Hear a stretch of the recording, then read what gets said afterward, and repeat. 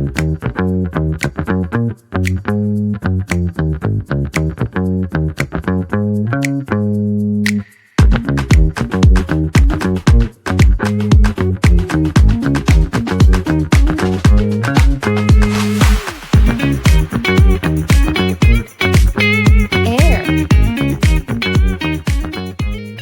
3, 2, 1. Welcome to the Organizational Intelligence Podcast, a podcast about people, practice, and possibilities. This is Yoser. I am your host. Here is a cycle almost everyone listening has lived through. Performance dips and leadership reacts. There is an engagement survey that goes out, a manager that gets replaced, a training that is rolled out, and maybe a consultant is hired. Things improve for the quarter, then the same problems come back, just wearing slightly different clothes. Why is that? That's really the question. Because most interventions treat behavior as the cause. Today's guest has spent 20 years building the case that behavior inside organizations is an output. The conditions people operate inside determine what they do. Change the conditions, and the behavior follows. If the last episode with Sam Sperlin was about everyday mechanics of work, meetings, agenda, organizational debt, today we go one layer deeper. How do you diagnose the system that is producing the behavior you keep trying to fix? My guest today is Dustin Snyder. Dustin ran a $300 million manufacturing division, turned it around, then built a diagnostic method that finds out why companies keep having the same people problems no matter who they hire. He wrote the book Sink or Swim. He trains in Muay Thai and Strongman, and he also climbs snowy mountains. Welcome to the OI, Dustin. Thank you for having me. It's great to be. Awesome. Before we get into the work, what's one thing about you that I did not mention also, that people would never find on your LinkedIn profile, your bio, or your professional introduction? Huh. That's a good question. I try to be a bit of an open book as to how I spend my time, but you know what I don't talk about on social media very much is I collect cigars. Actually, I collect high-end cigars. Big cigar guy, and it has been something that has been part of a lot of moments in my professional career, and I really enjoy the way that enjoying a cigar with a friend or a colleague slows things down. That's nice. That's nice. It must have also taken a toll on your budget. I think about it less as I think any collector can kind of identify that it feels a little less like a purchase and a little bit more like an investment. Good way of looking at it, except that this investment is consumable. Yes. Well, it's similar to people collect wine or So true. or things like that. It's just takes a little bit more maintenance. I agree. Great. Well, thank you for sharing. We have a tradition. It's funny that I call it a tradition, and this is just the second episode. Let's call it like that. The tradition is that every guest leaves a question behind for the next guest without knowing who that guest will be. So, since this is the second episode, you're the first one to inherit the question. And it comes from Sam Sperlin, who kicked off the series, and he deliberately left something. He said, like, I want to leave something positive because of the nature of work. His work, like yours, really spends a lot of time in what's broken. So I feel like, let's talk about what works, not what doesn't work. So here's Sam's question. What's the best teaming experience you've ever had, and what made it so great? Which is the best work experience I've ever had? Yes, teaming experience, like work within a team. Planning last year, a large family business. They a global product line, and they're the leader in what they manufacture worldwide. And, it was a generational transition, and three members of this fourth generation were taking over, and we went through the swim process in their whole organization. And then we sat down and used that information to do strategic planning, which is my process. And the work that we were doing was, we were making great progress in the work, and they have a killer strategy for the next 10 years. But it was just so much fun. And the amount of laughing that we did, like I would laugh until I cried in these strategic planning sessions until my face hurt. And despite running this major organization, these were just the most salt of the earth people. And I think so often we take work too seriously, and we have to be, all buttoned up and prim and proper, and we worry about what we would say. Just forgetting that, work should be fun, and we should laugh. So I think that was a really great reminder of what it can feel like when a team truly just enjoys the time with each other as much as they do the work that they're doing. I will challenge that a little bit, although it's your experience. I want to think about it not as just an accident of personalities, because I feel like, yes, you can have the right people together, but it doesn't mean they can work well together. So, and this is where I love that Sam's question lands on you of all people, because what made it so great, basically, from what I'm hearing, and I'm trying to read between the lines, is basically your entire thesis. So whatever you just described wasn't an accident of personality. It was like probably a set of conditions for people to be able to have fun together while doing serious business. I think. I feel like even siblings may not get along if they are working together. So it's not just True. the Yeah, personality part. I've It's worked with really family businesses that the individuals do not get along great, and it's a lot of work just for that piece of it. Yeah. But yeah. So, and it's a values alignment too. It's do we put relationships first in the organization? And you could see that in the way that this leadership team made decisions on a lot of other things, and the organization felt it too. Like they saw the signs of that being the way that decisions got made when it came to relationships. If somebody was loyal to that organization and they worked there for 10 years, you stumbled, or they had something happen in their lives, or maybe they just weren't as good as they used to be. That leadership team made sure that they were taken care of and that things were arranged in a way that they could still contribute and still be part of the team.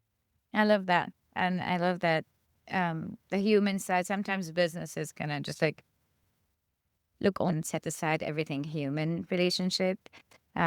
This is noble, the least to say. Great. Let's talk about behavior and your core idea that behavior is an output. So let's go back in time and tell me about the moment in your career where you stopped believing people were the problem. I think, I think I, I think I changed a lot of my ideas around accountability, and what accountability is for and how it works. And I spent my first 10, 15 years of my career, labor relations, arbitration cases, negotiating union contracts, things like. And I got genuinely good at building cases against individuals, documenting situations and timelines, and assembling records and winning cases. And I believe that was accountability, and I believe that was how you fixed behavior. And in the United States, we have a very common way of dealing with behaviors in an organization. It's called a progressive discipline process.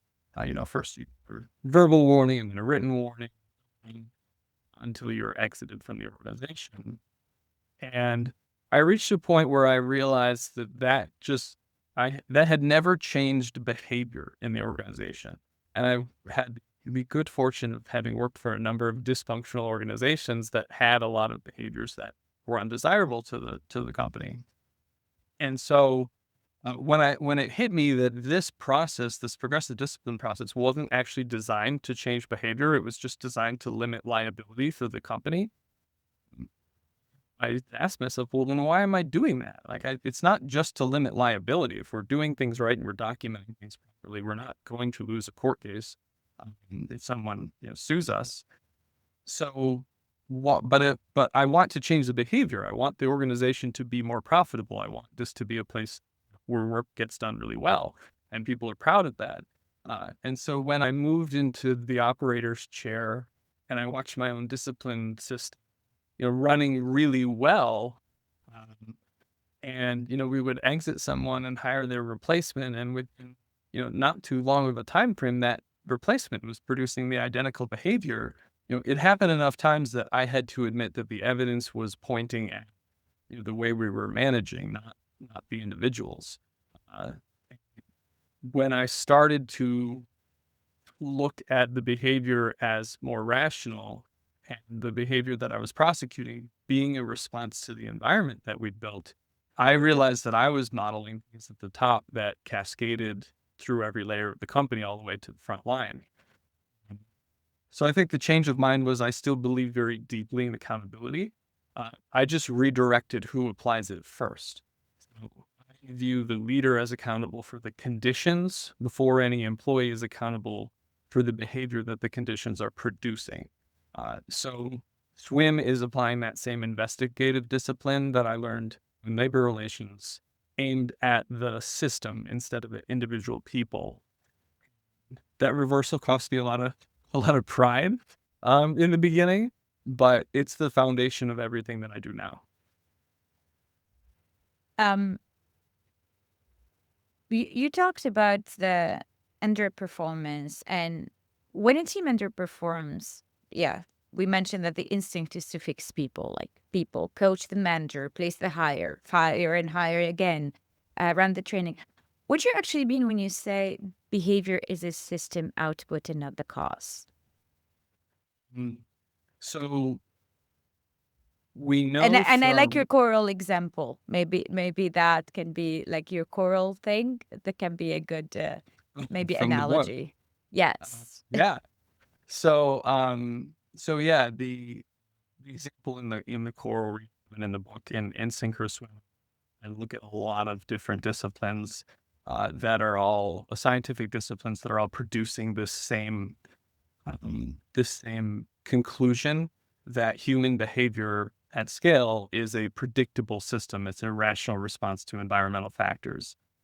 And if you change the variables within the environment, you will change the behavioral outcome.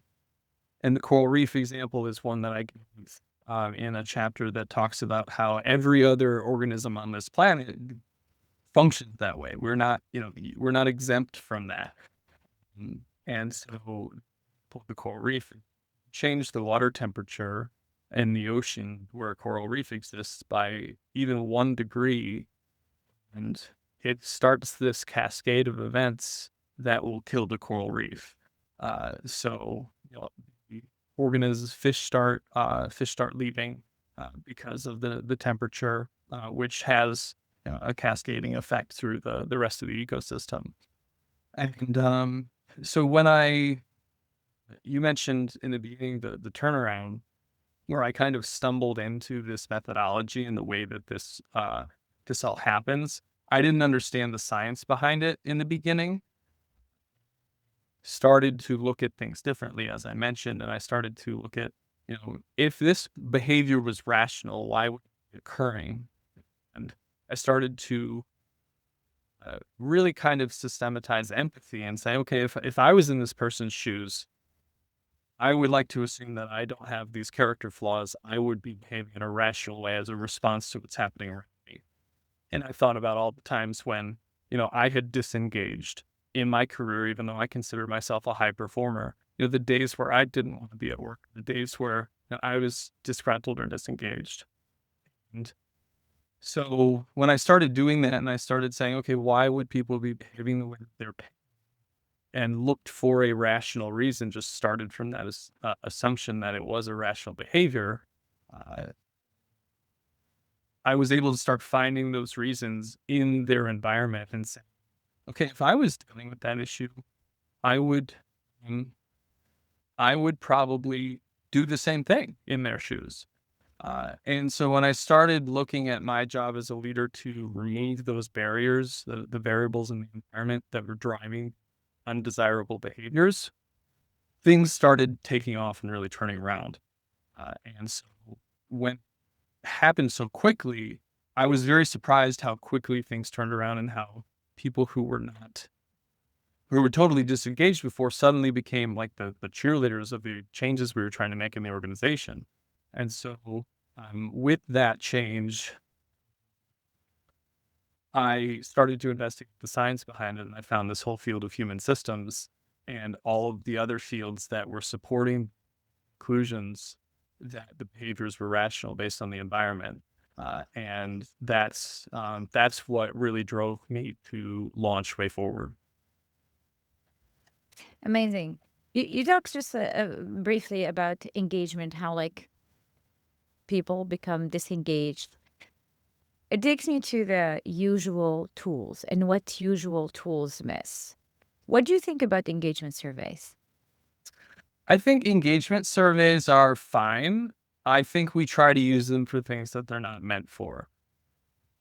Engagement surveys are good at pulling information very quickly and inexpensively, but they're more for taking the pulse of something that we already understand. When we use them for issues that we don't understand yet, then we always need more information. If it tells us that people are disengaged or communication is bad or whatever it is that they're telling us, they often leave leaderships with a lot more questions than answers. And the trouble with surveys is they're designed from the perspective of the person ordering the survey. So they're designed from leadership's perspective. They have the questions in them that they have. And people generally don't feel comfortable going into detail on those. They're just going to respond.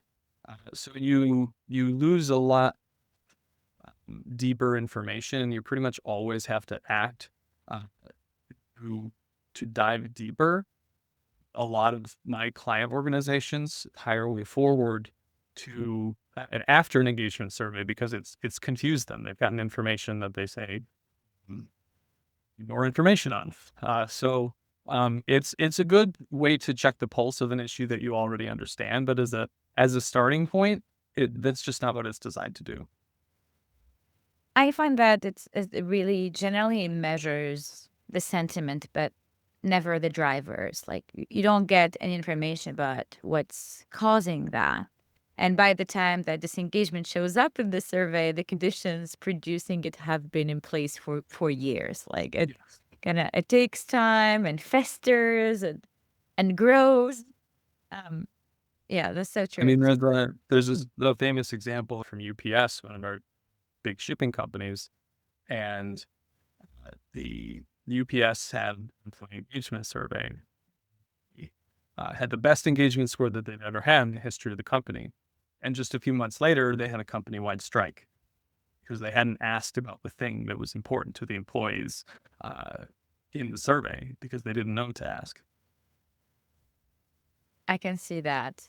Like now I'm thinking about my previous experiences where you know that the outcomes of the survey are going to look great and the numbers are going to be so positive because you have not put the finger on, like you did not pull the right string. You need to pull the right string and ask the right question. Um, Interesting. You pull turnover the most lagging indicator of organizational dysfunction. Mm-hmm. People cite compensation, opportunity, work-life balance on the way out. And you say those reasons are true but incomplete. Tell us more. What I've found through iterations of the swim process in all kinds of different organizations is that people are generally not leaving for money. Money tends to be the thing that people fall back to when something more important to them is missing. So turnover has been a huge piece of what we've worked on the past few years. And I can give a couple examples. I worked with a software developer Please. that was having a ton of turnover. And when we did the swim analysis, leadership team in their interviews with me each of them had given a different answer for what the number one priority of the organization was. Uh, and so the members of the leadership team, 7 different answers. And what we found through the workforce insight mapping was that employees were going home at the end of the day feeling like they couldn't be successful in their jobs. They didn't feel like they were accomplishing it, and they didn't have a clear sense of what their priorities should be, or even what they should be working on. So they were in the organization. It was driving turnover. And all they wanted was to feel successful in their role. They wanted to feel like they accomplished something each day that they were at work. But they couldn't feel that way when the leadership team was telling them to go this way. So, another example, sometimes organizations are hiring in a way that they're hiring the wrong people, not on an individual level, but actually on a systemic level. If an organization doesn't understand itself and understand its relationship with its best people, then it's going to hire the wrong people for the organization who are going to leave. I worked with an energy company who was having trouble holding on to chemical engineers, holding on to skilled tradespeople. They thought that it was because they weren't able to compete and pay the rates of the BPs and the Shells and the Chevrons of the world. And come to find out through the workforce insight mapping was that their best people really chose their organization for the exact reasons that the company was trying to avoid. So they were a very rural location. They really weren't able, to pay much, but they were in, small town USA, and they couldn't hire people straight out of school. They had to hire more experienced people who had about 10 years of experience and could really run on their own. So they were avoiding that, and they thought that was the Achilles heel of their recruitment program. But what I learned from the employees is that they were all at this point in their life where, all right, I'm early 30s, I'm settling down, I've probably gotten married, might have a couple kids at home. I've been making the big bucks at the top companies in this field, working in major metro areas, but my schedule's horrible. I work too much. I'm missing, holidays. I'm not home for dinner. I can't go to Timmy's baseball games, and so they wanted to find someplace where they could really, settle down and raise a family, and they wanted a better schedule. They didn't really care so much about making, huge amounts of money anymore. And so they wanted like exactly what this company was offering, but the company was avoiding this value proposition for them. They were essentially offering somebody a very affordable place to live in a small town, small town values, and offering them to be able to be home for dinner every night and work a regular Monday through Friday schedule. And so when they started to say, okay, let's recruit based on this value proposition, they started to be able to connect with the people who wanted exactly what they were offering. And their retention problems in their engineering group essentially disappeared. Which makes sense. It absolutely makes sense. And I feel like I have this, I'm part of a big community of HR people here. Like the reasons, I can spare the reasons why I'm in marketing, but I've been connecting a lot with HR people. And one of the biggest conversation we keep having again and again is like, how employer value proposition, they feel like little slogans and they're like just built based on, I don't know, like aspirations. Yeah. But Aspirations, and it feels like all that like fake marketing, like really like you're selling something that's not true. You treat the employee same as you're treating a customer. You're putting all these slogans and values that are aspirational. They're not the real values of the company. And you're selling that to someone who's going to leave another job, or maybe their entire life or family is going to depend on this job. And then they enter something, whatever they discover on the inside is completely different, Hmm. because we just like choose the attractiveness and the right words and the nice slogans. Um, yeah. And this is where marketing and HR need to work hand in hand. I always say Yeah, that. And you I've cannot worked leave that to very marketing, cannot leave it to HR. I've worked very extensively with marketing agencies, marketing departments of clients, and to be able to actually deliver the value proposition as an employer. Uh, um, you need to be able to sell something that is real, because people find out very quickly when they enter an Mhm. organization. Yeah, if you told them the truth or not, it'd be like advertising a product for quality that always breaks in the first few days of using it. Your brand wouldn't last long. And so the same Yeah. thing happens with employees.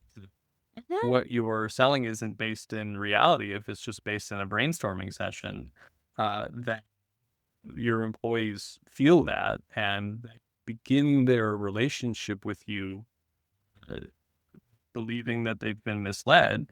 And that tells them a lot about how the organization functions and what's real. But if they show up for their orientation and their first few days and weeks on the job, and they see the things alive and well that you've described, whatever they are, there's 1,000 different value propositions that you could create. Every organization is different and should have a different value proposition. There's no wrong one, as long as it's true, and you will attract people who want to work in an organization like yours by being authentic about what's real in your organization and how you actually function. And then they'll show up and you'll forge an emotional connection with them by doing that. 100% agree. I'm gonna spare you the ranting of my own experiences and spare the listeners as well. But I've been there and I've seen really things that were completely different from what was sold during the job interview and during the conversations and everything. Um, I'm gonna take us back a little bit in the conversation. Just realize that we've been talking about swim multiple times, but we never broke it down or explained what it is. I Mhm. know it goes without saying for you, but I'm sure like we're a little bit late in the game now. Let's talk about what swim is, and then I will continue on the questions because I Yeah, feel like that's we great. mentioned it a few times. Yeah, so SWIM is strategic workforce insight mapping. It's the process, the methodology that We Forward firm uses in our client organizations to map the human behavior in an organization and give the leadership team really concrete sense of why things are occurring, to help them understand the root causes and connect the dots for them as to you're getting these behavioral outcomes. Here are the variables in your environment that are driving those outcomes. And so they're able to very surgically make interventions on those particular variables that have very high leverage outcomes to change the behaviors and produce more desirable ones. It's based on that human systems science that I mentioned earlier. And what it boils down to is essentially most of the behavioral interventions that we traditionally use in human resources, like progressive discipline, like coaching, like policy changes, they're asking people to do something that their brain won't let them. So if you tell me to behave differently, it's probably not going to work, because the way that I'm behaving in my environment is based on my brain's very quick read of that environment and the way that things are actually happening. So your employees learn how to survive. It's essentially they're developing their survival skills within their environments. If you tell them, hey, don't behave that way, the way you've adapted to your environment, their brains are telling them that you can't change your behavior, because if you do, you won't survive in this environment. They've adapted to the environment, the best way to survive in it. So we can't just tell them to change. workforce insight mapping does is gives leadership teams that mental map that their employees are using that's driving their behavior. And so they can then make the changes that they need to change their outcomes. Thank you for sharing and explaining to the audience what it is.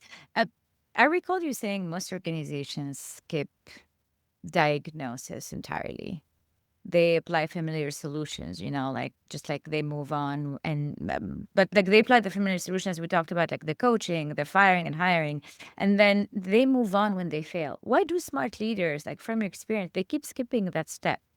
What's so challenging about it? Is it like skipping it out of ignorance or out of running away from the reality? It's a combination of two things.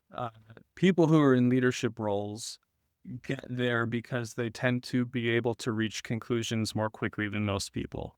They tend to be able to come up with ideas and plans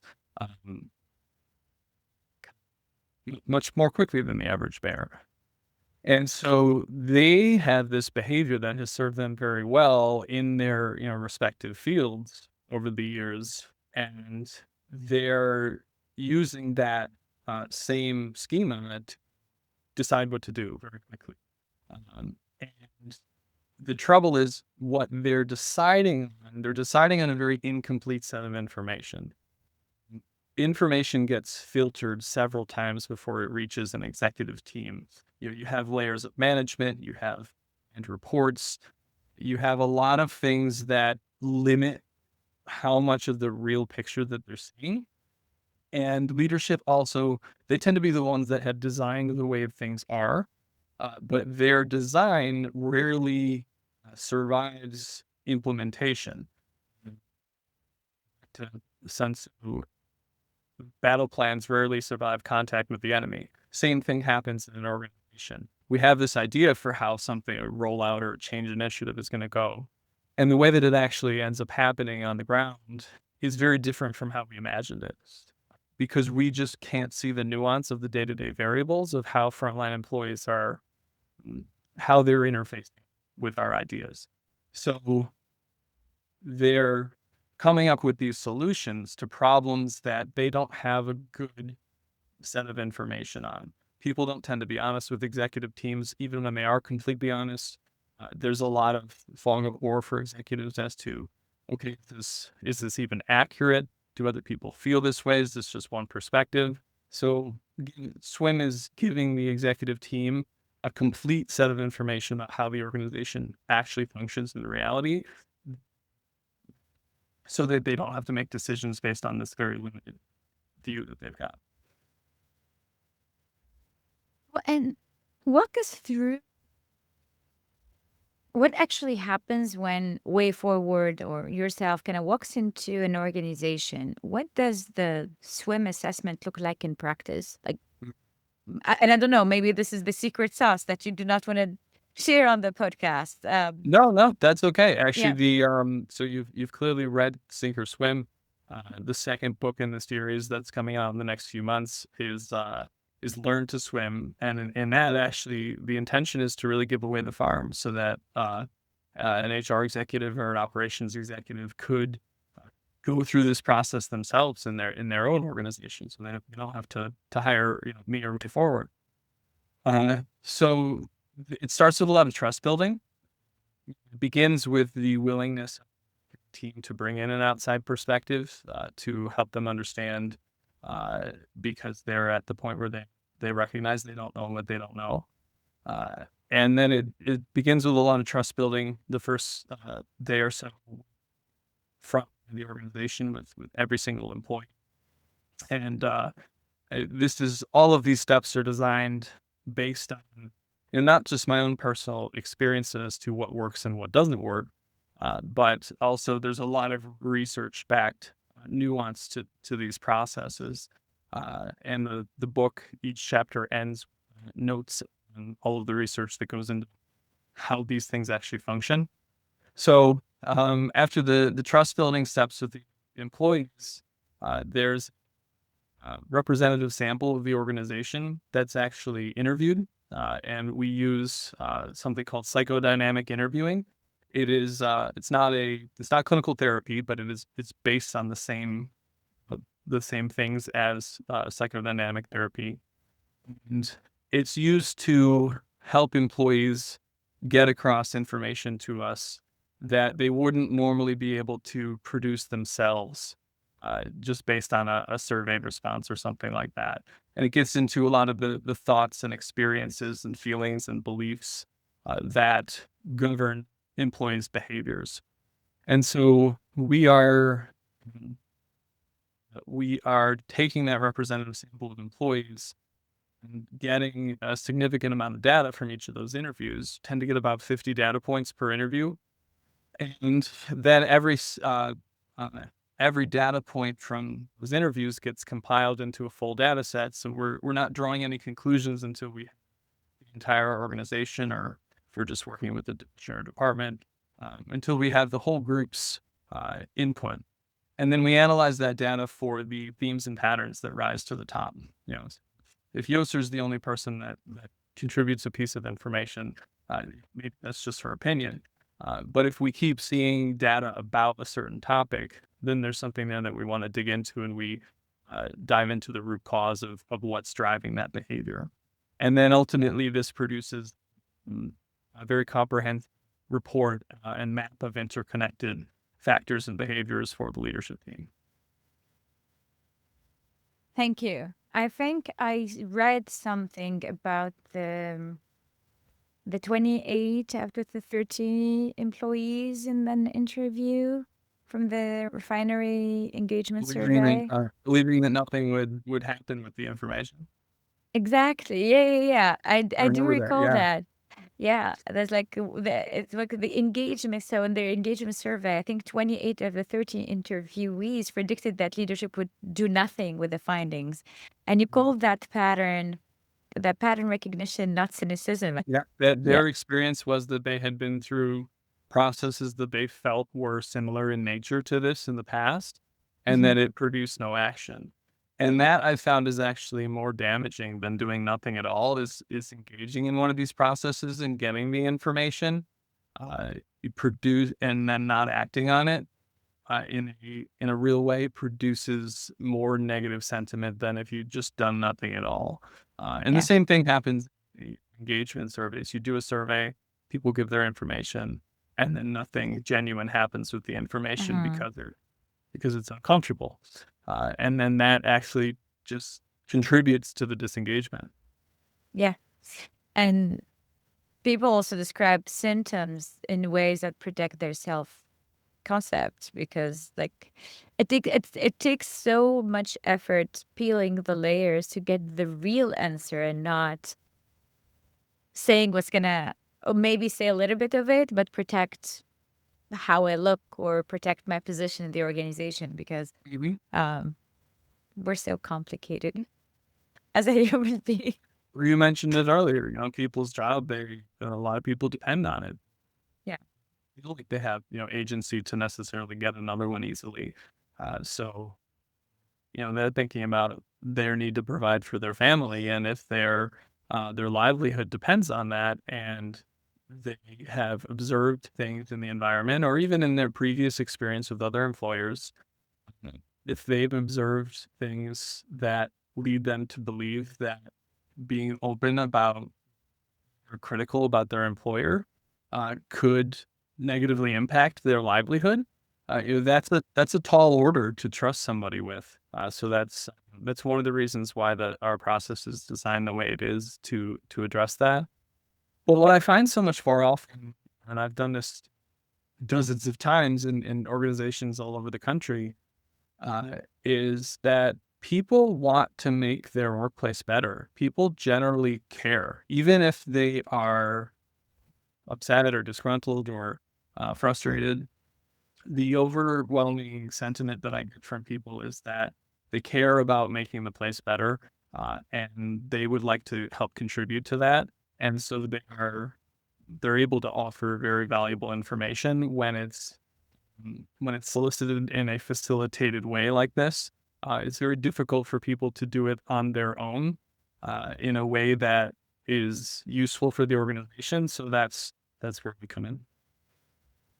Nice. And I think you mentioned something that it took me to one of my notes about your Pharaoh's, the SaaS Hmm. organization case.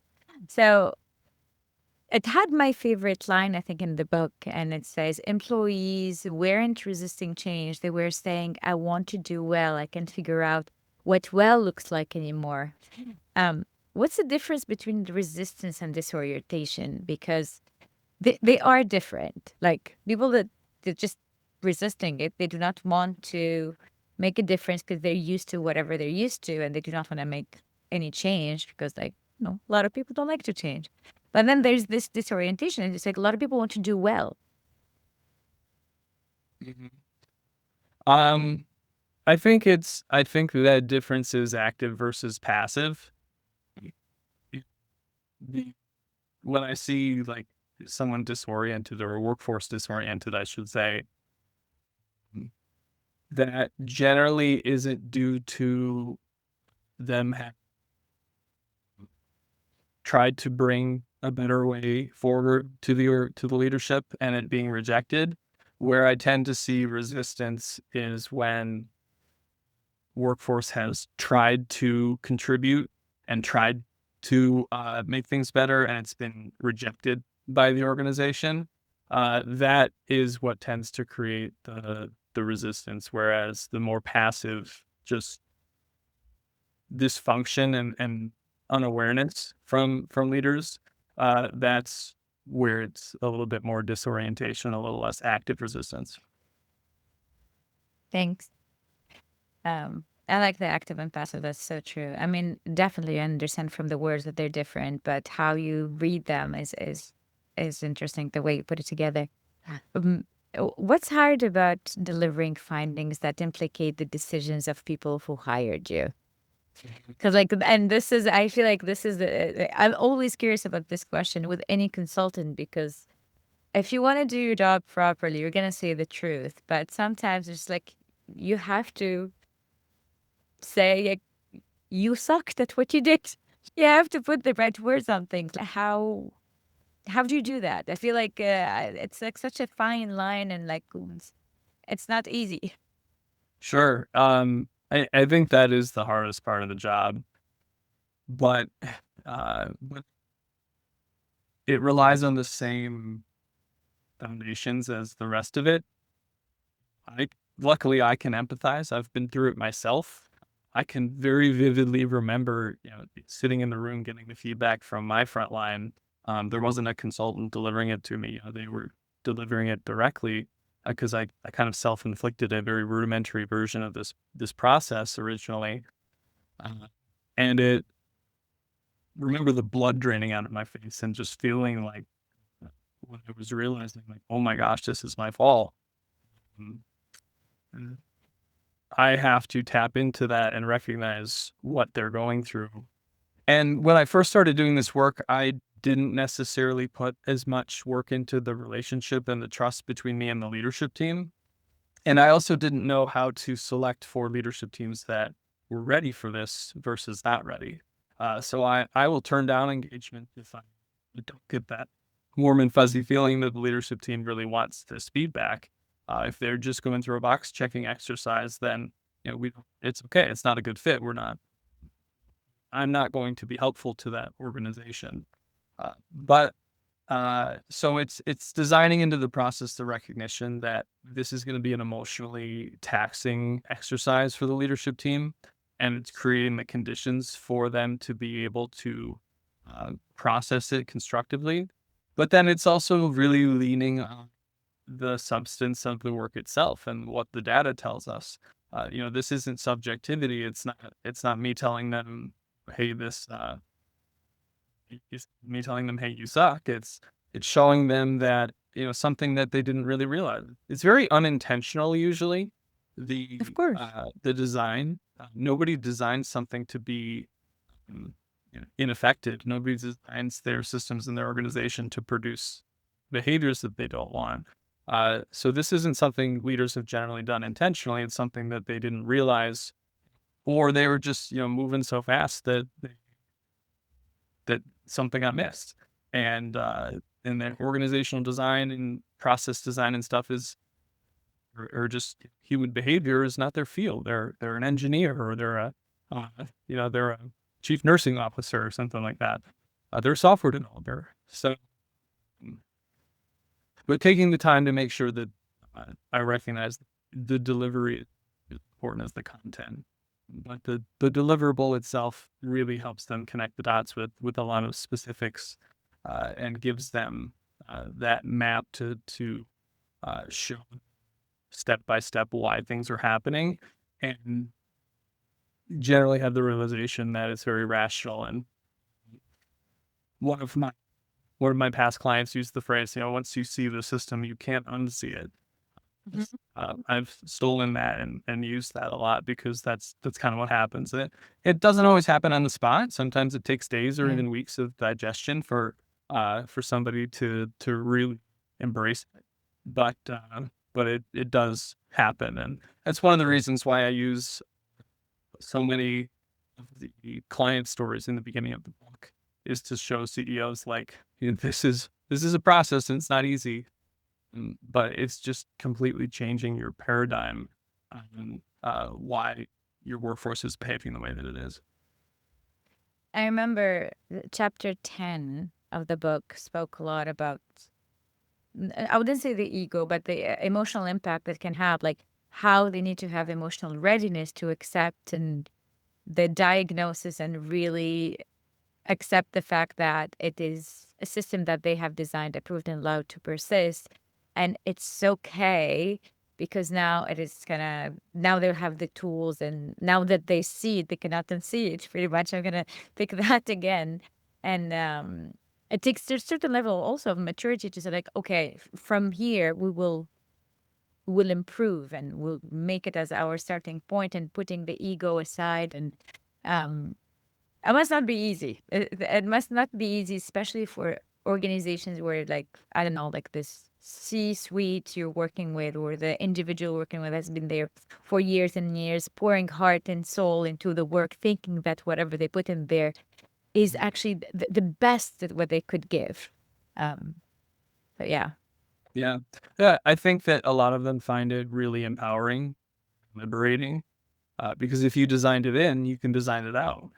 And you now have this whole through line of your business that you thought was kind of a roll of the dice or a mystery, or this area of your that you really couldn't directly influence. And when you realize you have every bit as much control over it as you do every other piece of the business, it's extraordinarily empowering. I can't wait for part two because I'm curious about the practical side. Like, this book was a lot of theory, and I Hmm. liked it because it explains everything and how the swim is built and why it is built. But now, as someone who wants to know how things are being done tangibly, I can't wait for part two. So Cool. I will be on the Amazon wait list. Yeah. Thank you. Yeah. Um, let's move on to something and faster. I think we slowed down a little bit. Quick, rapid fire. Yeah, sure. Let's Yeah, do it. rapid fire questions. Although I lost my words. Okay, ready? Okay. I said, like, what do organizations spend way too much time talking about? Um, I'd say way too much time talking about individuals. You walk into any leader meeting, listen to what fills the hour, and it's a lot of talent review. I ran those meetings myself for years, um, and way too little time talking about the conditions that those individuals are standing in. How the work is structured, what the incentives actually reward. Those variables are the things producing the behavior that leadership spends the whole meetings, attributing to character. Mhm. Uh, and the ratio of time, the hours on the individual versus minutes on the conditions, I think that's one of the most expensive imbalances in business. Agreed. Agreed. And what's the most common thing leaders blame on people that is almost always the system? Um, I want to say absenteeism. as somebody who got it wrong at scale, running a 600 employee manufacturing company, attendance was really underwater. And it was my belief that that was an individual character flaw. And so when, if absenteeism was an individual character issue, it would be randomly distributed across the organization. But it isn't. It clusters. And the research backs that to a pretty uncomfortable degree because it shows that stricter attendance policies actually tend to generate more absenteeism because the intervention tightens down on the symptom while just like actually feeding the root cause. And I think that high performers, if we look at ourselves, we have a lot more in common with the average employee than we like to believe a lot of the time. Before COVID, a high performer would generally come to work sick, unless you're truly debilitated. But you'd show up because it's part of your self-concept, and you didn't want to let people down. But the times when you would call into work, when there wasn't genuinely anything wrong, which I think is the kind of absenteeism that most companies are talking about, it's just because you didn't want to be there because something in your environment was disengaging for the day. And so you got to recognize that if you can look at things from that lens and ask the question, why don't people want to be here? Looking at things that way suddenly makes, this problem just accept as a part of doing business, suddenly makes it very solvable. Thank you. And I think this question is going to be the summary of your last 20 years of work and discovery, which is what have you changed your mind about in 20 years of doing this work? And I know it changed your mind about a lot of things. I think that the is where we started this conversation actually about what accountability is for. Realizing that a lot of the tools that we use, the whole HR tool belt is designed to limit liability. And people can feel that, if you are operating based on the assumption that your employee is your adversary, then things are not going to go well. We literally have payroll on the liability side of the balance sheet. We financially, people are not considered an asset. And HR doesn't consider them an asset for the business. They're a risk to be managed. So when I realized that and just kind of threw that whole tool belt away and started looking at people in the organization very differently, you still have your occasional bad apples, but you didn't hire 20% bad apples. Things don't work like that. When you're seeing a behavior at scale in your organization, a significant portion of your workforce doing something, they're behaving rationally, and it's not a whole pile of individual character flaws. It's something that you need to recognize as being driven by something upstream. And last but not least, without naming names, what is the most fascinating organizational dysfunction you've ever witnessed? I think going back to that software company, that Okay, fair enough. asking each member of the leadership team what the top priority for the organization that quarter was, and getting 7 different answers, and then seeing that people were leaving because they felt like they couldn't be successful in their jobs. That was a really fascinating connection. And then also just the employer value propositions. Swim isn't all about dysfunction. Swim is also about understanding the core competency of the organization and understanding what makes the company tick and what makes people want to work there. What the highest performers connect to from the organization. So I think while the dysfunction is what a lot of people want to talk about, the other side of workforce insight mapping is really deeply understanding your value proposition and being able to take that to market for recruiting, for marketing and sales, that those are huge positives for being able to contribute. Wonderful. Thank you. Um, I find like some of these questions are questions that I feel like I like to ask every guest because you see, my hope, and this is second episode, is to see the patterns. What is it that's going to emerge um, out of all these conversations? And for us last, if a leader was listening today and suspects their recurring problem is systemic, not personal, what should they do differently this quarter? Um, you know, a lot of our attention, as we've talked about, is aimed at individuals. And I would say aim your attention at the environment this quarter. Yeah. Most leaders who run that test kind of can't unsee what it shows them, and from that point, it's uh, they're diagnosing instead of guessing. So they just have to change the question that they're asking. Instead of why won't these people perform? The question is, what would make the right thing the easy thing? What is actually driving this behavior or environment around these people? Asking those questions. Uh, Most executives already have a lot of investigative capability to figure out what's at the root of a problem. Most leaders do, but it's just aimed in the wrong direction. Thank you. And we're about to close, but you opened this conversation with Sam Sperlin's question. Now it's your turn to keep the chain going. And I want you to ask a question to the next guest. So, what's the question you'd want the next guest on the organizational intelligence to sit with? It's something that I ask myself constantly, and I find that I make the biggest advances when I do.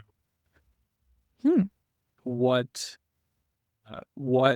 challenge avoiding right now? Wow. Okay. That's like now I'm thinking about it and I'm like, oh my God. This like I'm sure it's gonna make a lot of people uncomfortable, sit in discomfort for a minute.